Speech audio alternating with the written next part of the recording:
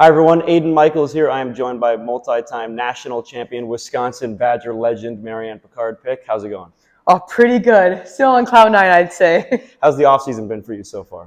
Pretty good. I've been kind of enjoying my life as like a regular person, I'd say. Kind of stepping away from hockey and taking care of my body. I mean, you said it earlier off camera, but like my injury. So I'm kind of just trying to get my knee back to where it was pre-injury, doing some rehab, and taking care of myself and hanging out with friends and family. Yeah, so with the offseason, obviously there's a little bit of a difference between this year and last year. You guys win the national championship, you come back to campus, and it's spring break. Nobody's really there. It's kind of an empty campus. You come back this time, spring break hadn't happened yet. Everybody's in town. Everyone sees you guys wearing the jerseys all around campus, carrying the trophy.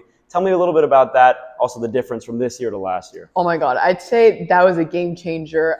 We call it the Bender Week, where we kind of don't go to class and just enjoy the winning. But I feel like celebrating with the community and like the school, like the students, was so special. It kind of made me, last year obviously it's fun to celebrate, but when you're on your own, it's not the same. And then I'd say with all the students around, it kind of really felt like, okay, like we won for something bigger than ourselves. Like we won for the school, we were representing the school, and then everyone would come up to us and say how proud they are of us and that Wisconsin's a hockey school. So I would say that this year was so much more special. That being my last year too was also a pretty sweet win for me. And all the senior class, I mean, we're all best friends, and it was good to win alongside them. Yeah. How many days in a row do you think you wore that jersey? Oh my God.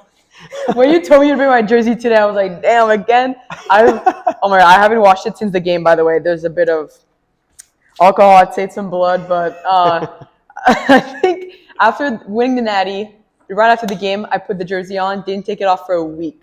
And then, I'm not kidding, would go to bed with it, hat on, and then just go back at it again. And then we went to the Bucks game, and then not here. So I think this jersey is going to be special to me forever. I don't think I'm going to – and then it's Mifflin this weekend too, right. So I'm going to wear it this Mifflin. So, yeah, it probably needs a break. Maybe a little bit, but that's fine. I mean, you can wear it as much as you can. That's true. The streak never ends, right? Yeah. So I want to take you back to that weekend. We'll start with the semifinal game against Penn State, a team that's been in the top 5 for most of the season, as you know, but you never had a chance to play them. The first time you play Penn State is at their own barn in the national semifinal with their fans. And normally when you guys are playing in front of fans, whether it's home or away, Badger fans come to support, and they did. But a lot of Penn State fans in the crowd chanting against you guys. How did that feel? It was horrible.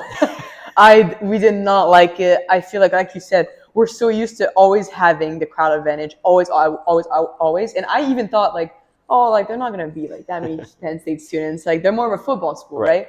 And I was taken aback, and you could see in the game we were shaking in our boots, and they were screaming at Ava, name calling her, and obviously she was a bit shaky at the beginning. It got in her head, and it got in our heads too. The second they would touch the puck, the crowd would go wild. Even though nothing happened, and even if you don't want it to affect you, it does affect your play. When people are screaming, every time you make a mistake, they scream. It was horrible. I thought we were going to lose at some point, but I'm glad we made it through. I knew if we win the semifinal, I know we were going to go and win the national championship. But this game was, honestly, I would say that game was my hardest college game that I've ever played. Yeah, it was. I've never been so scared of losing. I feel like as a Wisconsin Badger, we're not usually scared of losing, but I was shaking in my boots. Yeah, and all their fans. I'd say they played a big role. Yeah. In that game. So when Penn State scores that tying goal and then you head to overtime, what is the feeling like in the locker room? Is it a talkative locker room? Is it pretty quiet? Let's get dialed in. What's the feeling like? Okay, I'm not going to lie. It was quiet at first. So we walked in and we were kind of disappointed. I'm not going to lie. We thought it was going to be an easier game. We didn't think it was going to go in overtime. So it was pretty quiet. But then when it's quiet, we kind of just wait for someone to talk. And then I think KK stepped up and just kind of gave us a speech, and we were like, we can do it.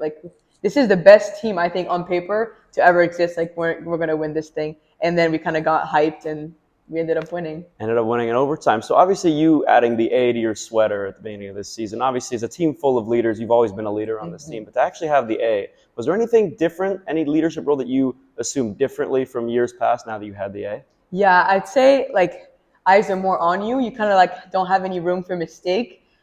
In previous years, I'd say if I'm having a bad game, I can kind of be more quiet, kind of more to yourself. I'd say when you don't have a letter, you can kind of be more like selfish in a way, more to yourself. But once you have an A, you kind of have to, every time you go to the rink, it's not about you. It's about like, you really have to embody. You've heard about this, like it's not about you, it's about us. And when you wear a letter, you kind of have to embody that every day, like even at practice.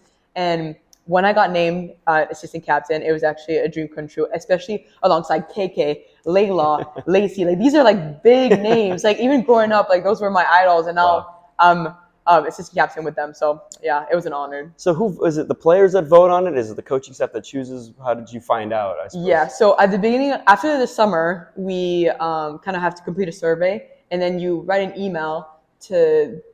It's like Justin. He's like our and then you write an email. You say who you want to nominate, and then you have to write a reason for it. So paragraph, and the coaches kind of take on into that, and then they have their own input, and then they pick. So it feels nice that the team chose me and the coaches. You know, it's pretty flattering. Yeah. So of course we get the overtime win against Penn State. Head to Ohio State in the national championship. No surprise, but of course a team that we're no stranger to facing off against. Pretty different game compared to the WCHA championship. Of course, no goals until halfway through the third period. This time, you guys get out to an early 2-0 lead. What's the feeling like at that point when you're up 2-0? You know, it's a scary lead in hockey. It's not, it's not a comfortable lead. But what's the feeling then early in the first? Oh, I was really confident. A bit too confident, obviously, now that we know how the game went. But we were feeling great. We were dancing, chanting in the locker room. 2-0 against Ohio State. And obviously with Ava in net, like in our head, we were like, this is it. Like, we're winning easy. And then obviously something else happened, but I can let you, that's probably your next question, It is my next question. Obviously, Ohio State ties it up at 2. What happened there? We got too comfortable, way too comfortable. And then that was a wake-up call. And then you start like, oh, shit. Like, this is my last college game. I feel like when you're playing, you don't think about it. And then you sit on the bench. And I don't know if the girls were thinking about that, but I was like, this is my last college game. Like, I can't lose this. Like, we have to win. And I was like, no matter what it takes, we have to win. Coach, like, sit me on the bench if you have to. Put kick in. They love for the whole 10 minutes. I don't care. I just want to win. And then I got put out there. And then look what happened. I know. And then we scored the winning goal. As a third line winning the winning goal was pretty special. I feel like we're always kind of in the, which we don't mind at all, like in the shadow of the superstars. Obviously, we have so many superstars.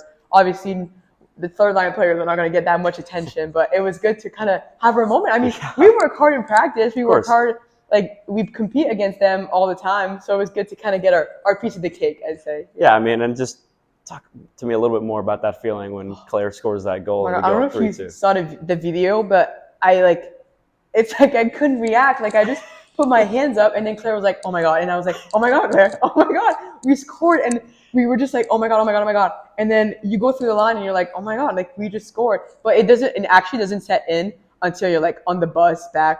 Like once it's like also like the whole game, you don't feel your body. Like I don't know if you played sports in college, but not in college. But oh my god, like when games are such high stakes and the adrenaline is running, it's like kind of like you're on autopilot. Like your body takes control because you have so much adrenaline that you can't even like think about what you're doing. Yeah, it was insane. It's an incredible feeling. Yeah. Yeah. So then, obviously, we know how last year's national championship ended with that review with 18 seconds left, and then of course Sims tying the game, winning it in overtime. Nearly happens again, but flipped around where Ohio State is challenging for someone putting the hand over the puck. What are your thoughts there? Because when I'm in the press box, I'm sitting next to Jake and Lily, and I'm trying to call the game, and I don't know what happened. So I look over at them like, what happened? They look at me like, I don't know. Yeah. So we're all confused. I try looking up at Justin with the videos. Do you guys have iPads on the bench? Are you guys looking? No, we have iPads, but iPads are for our heart rate. So like it kind of tells us. So let's say like the iPad has everyone's heart rate, and if you're in the red, the coach is less likely to like send you out because you're tired. Whoa. So he kind of looks at who's fresh, who's not fresh, and then that's how he kind of decides. Yeah, that's really interesting. I had no idea. That's really cool. Yeah, that's awesome technology. But so yeah, when that happens, you guys are, I mean, I assume maybe not confused, but just you don't know what's going to happen. I don't remember if they were showing a replay on the board. They were showing the replay. They were because I was just scared. People just like. Right. And I was terrified because I was like, they're going to pull. That's what I thought. I genuinely was like. I was going to say that would have been like a nightmare, I'd say, but like a kind of a fairy tale story of like the same thing happened in reverse. But yeah, I was pretty scared. Especially because apparently all season long, that's 18.9 was the number that Ohio State. Yeah, it was. It was on there, right? Yeah. So that would have been poetic for them. Fortunately for us, it ended up being an unsuccessful challenge, and then I believe they took another penalty, so I think it was Yes, 5-on-3 at the very yes, end. it was. So I know you can never celebrate too early in a game like that, but when it's 5-on-3 with about 10 seconds left, face-offs in their zone, do you know, okay, we've won the game, or, yeah. I told Raya was our freshman goalie. She was opening the door, and I was like, Raya, open the fucking door. I'm jumping on that ice. And then she was like, okay, Pig, I open the door, and you go. And I was like, thank you. Obviously, she's a freshman, so she kind of just opened the door and then let me go. And I just went and ran. Yeah. Yeah, so, awesome. I mean, that feeling when the buzzer goes, obviously, it's not your first time. And, of course, winning in overtime was a thrill last year. But this year, when you kind of know when the puck goes all the way down the ice and Vivian's chasing it, you know that you're a national champion again. Tell me more about that feeling. I'd say it's even more special. Obviously, like when you win overtime, it's like exciting, but you don't really have time to process it. Right. But having a whistle, a face-off in their zone right before, like you're kind of like, you have time to soak it in. And I remember just hugging the girls, like we were just all hugging, and then you soak it in. I looked at my parents in the stands, and I knew this was going to be my last college game, obviously, and then the buzzer rang, and then I sprinted. But I would say this was the most special win of my entire career. Yeah, I'm sure. And it's obviously you said your final college game. I overheard Vivian telling someone, like, she's like, I don't want to get off the ice right now. Everyone was getting off. Is that how you felt? Like you just didn't want to leave the ice? No, did not want to take the jersey off. I mean, it's still on right now. It's still on right now, but I didn't want to take my gear off. And I remember me and a couple of seniors, we just held hands. We were the last one on the ice. We held hands, and then we skated off. Because I might not touch the ice with some of these girls ever again. So I was trying to soak it in. Especially, I mean, once you get off the ice, I'm sure that's an emotional moment for you. But then you head right into the locker room, and it seems like it's probably all party, right? It's like the seniors want to cry, but then the freshmen are so hyped. So it's like, oh. So then you end up partying, and then you just cry later at home. Yeah. Well, what was that, the bus ride back to the hotel, and then, of course, the plane ride back home? I mean, what was that like? Especially the plane ride. Everyone's celebrating. Oh, my God. I mean, tell me about that. Phenomenal. Yeah. It was obviously a lot of music, a lot of drinking, a lot of laughing. I think, like, drinking on a plane makes you feel, like, special. Like, I felt like a celebrity. I was, like, just no rules. No one was buckled up. We were just popping champagne and just, private plane, basically. Yes. I mean. I felt like a celebrity. Yeah, it was cool. And it was actually really good we got to go to the hotel before. Right. And some parents were there, so we got to celebrate with some parents and the siblings. That was really fun, too.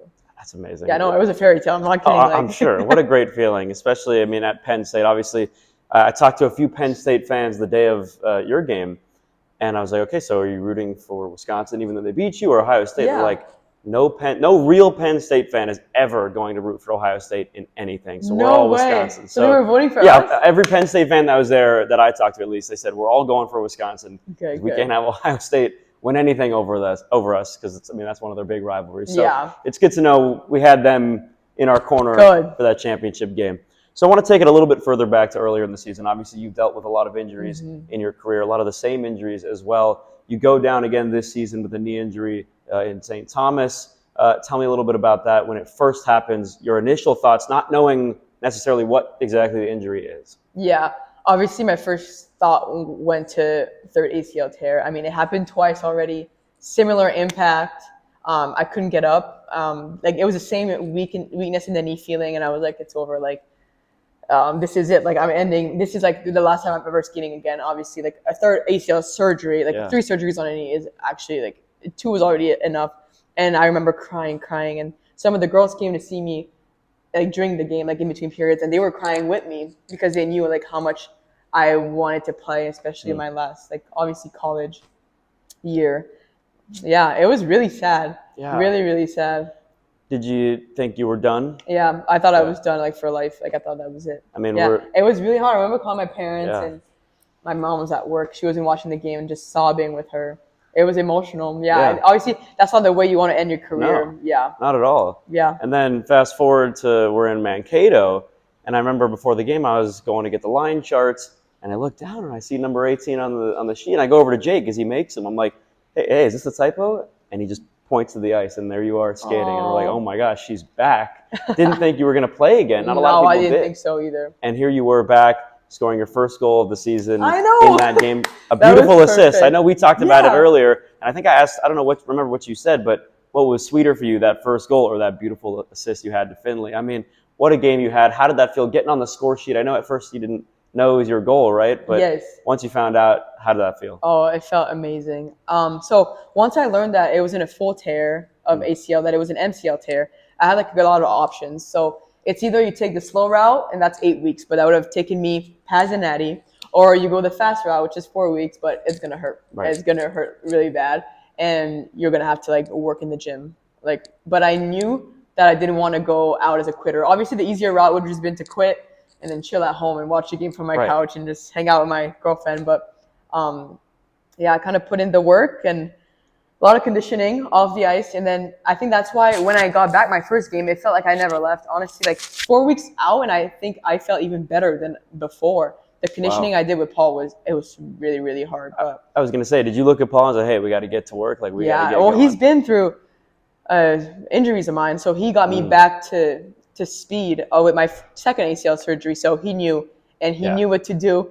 And he was like, all right, we're going to do this. So 4 weeks of conditioning on the bike every day. And the second I could skate, I'm not kidding, skating for days, like for a whole week. And then I went back to practice, felt great. First game back, goal and assist. It was perfect. Honestly, pretty good. Looking back, this whole year was like picture perfect. I was going to say. Yeah, there was a lot of lows, but lots of highs. Yeah. Of course, a couple of highs, ended on the biggest high possible, so you Yes. got to love that. I was looking on the ice in Mankato, obviously one knee a lot bigger than the other. I was trying to figure out, was that swelling? Was that, were you wearing a big brace? Like, Big brace. Okay. My knee could barely move. Like I was basically skating with a straight leg, so the brace was this big. Yeah. Unreal. Yeah. Unreal. I mean, that goal must have been, an amazing feeling, obviously, getting the assist. And first of the season, too, I was like, right? Thank God. It was, I mean, like you said, picture perfect. It was Mm-hmm. unreal. And obviously so lucky to have people like Steph and Paul and everybody on the staff working with you to help you get back to 100%.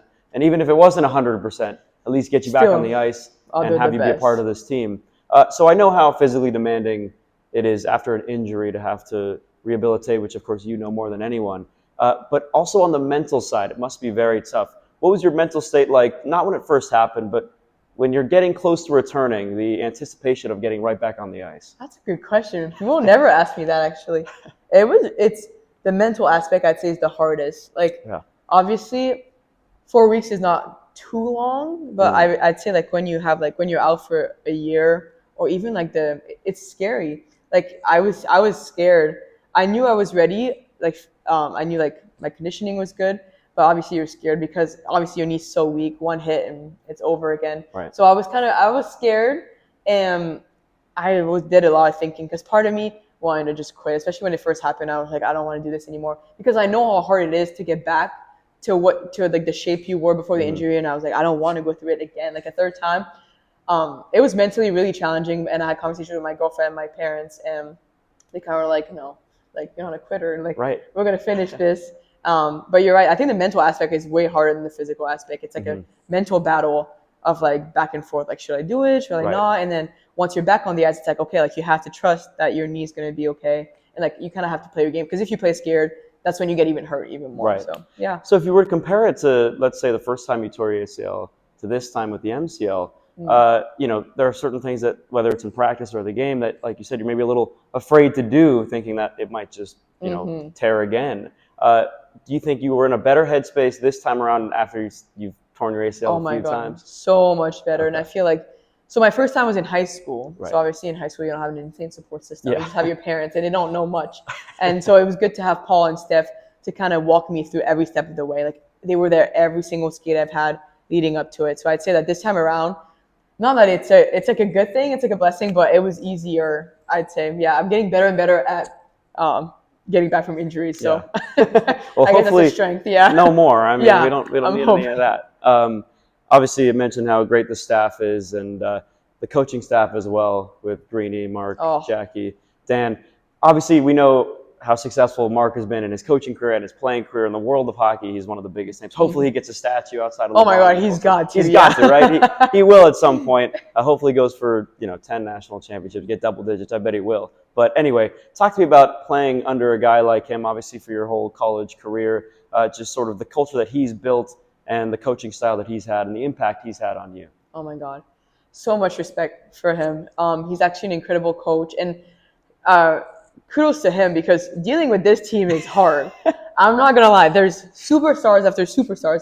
Everyone wants to play. Everyone wants the spotlight. It's really, really hard, and I don't know how he does it, but he's so good at it. And like at minimizing the drama, he's so good at it. And I think his biggest strength is that he's calm. I mean, like so calm and poised.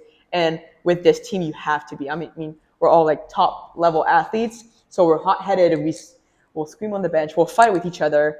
And he's just gonna sit back, watch, and just focus on the game. Like girls will be literally like screaming at each other, and he's just gonna ignore it and keep going. And he's like, "All right, next." Because if you feed into it, if you give it attention, if you try to get into it, it makes it worse. He just lets us kind of deal with it on our own, and then his job is coaching. Like not like and he just focuses on the hockey aspect, which I think is his biggest strength as a coach. And he's also so calm. Like we could be losing, tying the game.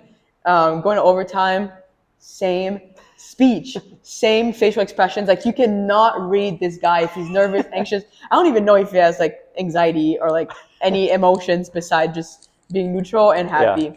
But yeah, it was an honor to play under him. I mean, he's a hockey legend. So I'm going to tell my kids that guy with the statue coached me when I was younger. That's amazing. I mean, do you think, you mentioned when you guys are fighting, that's good for the team morale? I know in professional sports sometimes in the NHL there are actual fist fights, and they say the coaches let that go because they're like, hey, let them get that out. Do you feel like that's a good thing to just get that emotion out and then just get right back to work? Yes. Especially, I feel like our team has done well with like what happens on the ice during practice, during games, and on the bench doesn't kind of translate to off the ice. So it's like you have to dissociate the player from the person because it's like an alter ego. Like when you get on the ice, you kind of need that swag, you need that attitude. And some people like off the ice are totally different people on the ice. So you kind of have to separate the player from the person. And that's our biggest strength. So then, okay, you got into a fight with the player, but once the player becomes the person, then you guys are friends. Right. Yeah. So that's the one thing that we do a lot on our team. Okay. Yeah. Now I'm curious, obviously being one of the veteran players of this team, we know the extension of Mark Johnson's coaching tree is really big. Obviously, Carla McLeod coaching Olympic team, Molly Angstrom being one coaching over in Maine. Do you think coaching is in your future, whether it's here or somewhere else? Oh, that's a good question. Maybe. I'd say maybe. Okay. Not a for sure yes, not a for sure no. I have more of a science brain, so I like kind of doing that stuff, but obviously if I have kids, I'm going to coach them. And I feel like maybe I'll fall in love with it and kind of move up, but I kind of want to talk to them because I'm going to be around here next year. Okay. So I kind of want to be like Greeny, like a volunteer coach, just to see the girls, kind of just move pucks around. Yeah. Well, hold on a second. If you're going to be here next year, I mean, Greeny's the perfect person to talk to. Do you think you'd be a color commentator, get you on the mic and the headset next year? Is that a possibility? My God. Are we going to call a game Honestly, together? I would like it. Okay. Maybe if you have connections, maybe I could talk to some people because that could be fun. Because I'm going to be watching the games anyways. Like I think I'm going to come watch. I'm really going to live across the street, so I'll come watch every Saturday. So I might as well put the headset on and talk. And you would know more than anybody. That's true. To do this team and this sport. I can tell you exactly what's happening on the bench with the coaching staff, with the line.